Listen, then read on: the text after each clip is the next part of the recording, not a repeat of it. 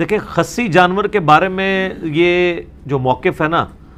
اہل تشیع کی طرف جو منسوب کیا گیا کہ وہ اس کو حرام سمجھتے ہیں،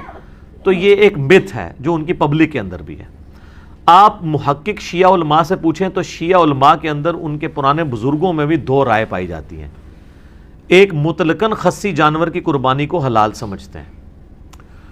دوسرے جو ہیں اسے حرام کی کیٹیگری میں نہیں سمجھتے، وہ کہتے ہیں پریفریبل ہے کہ نہ کیا جائے۔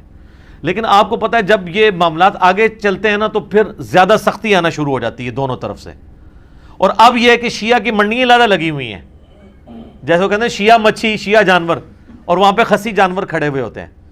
حالانکہ آپ شیعہ علماء سے میں نے باقاعدہ اس کے اوپر پوری ڈیبیٹ کی ہے، وہ کہتے ہیں جی ہمارا یہ کیٹیگوریکل موقف نہیں ہے، ہمارے ہاں دو اقوال ہیں،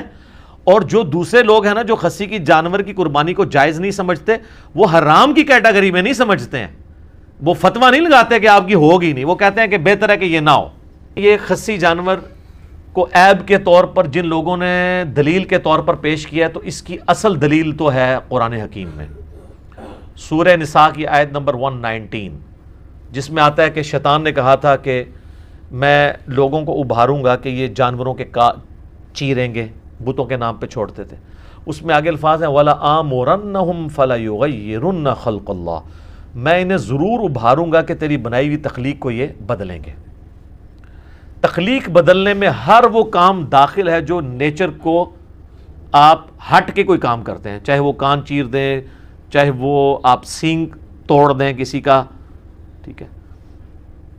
اور اسی کیٹیگری میں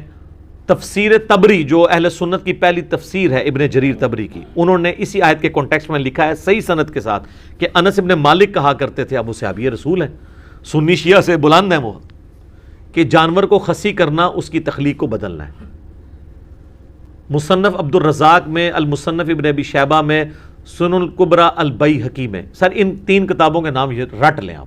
یہ تین کتابیں جس میں آپ کو صحابہ اور تابعین کے اعمال اور افعال مل جائیں گے۔ مصنف تو کہتے ہی اس کو ہیں جس میں کثرت کے ساتھ صحابہ اور تابعین کے ہوں، مصنف ابن ابی شیبہ، مصنف عبد الرزاق اور سنن الکبری البیہقی، اس میں آپ کو کئی تابعین کا ملے گا کہ وہ جانور کو خصی کرنے کو حرام سمجھتے تھے، اور کئی کہتے تھے یہ جواز کی حد تک ٹھیک ہے۔ امام احمد بن حنبل سے مسائل احمد ان کی کتاب ہے جس میں ان کے فتاوی ہیں، ان سے پوچھا گیا تو وہ کہتے ہیں میں اللہ سے امید کرتا ہوں کہ خصی جانور کی قربانی درست ہوگی، وہ بھی کانفیڈنس سے نہیں کہتے۔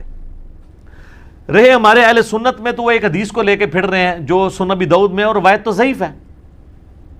کہ نبی صلی اللہ علیہ وآلہ وسلم نے 2 چتکبرے سینگوں والے مینڈے، کالا چٹا یعنی ان کے اوپر وہ بنے ہوئے تھے نشانات، وہ قربان کیے جو خصی بھی تھے، یہ ابو داؤد میں حدیث ہے۔ اس کا ایک حصہ تو صحیح مسلم میں ہے کہ آپ علیہ السلام نے 2 چتکبرے مینڈے سینگوں والے قربان کیے، اور آپ نے ان کو پہلو کے بل لٹا کے ان پہ پاؤں رکھ کے بسم اللہ واللہ اکبر تکبیر پڑھ کے ان کو ذبح کیا۔ اور مسلم شریف میں الفاظ ہیں، آپ نے ساتھ یہ بھی کہا اللہم تقبل من محمد و آل محمد و امت محمد، اے اللہ اسے قبول کر لے محمد، آل محمد اور امت محمد کی طرف سے صلی اللہ علیہ وآلہ وسلم اجمعین۔ تو اس حدیث کہ یہ الفاظ تو بخاری مسلم میں ہے، یہی حدیث ابو داؤد میں آتی ہے نا، اس میں خصی کے الفاظ بھی ہیں کہ 2 سینگوں والے چتکبرے اور خصی، لیکن وہ روایت ضعیف ہے،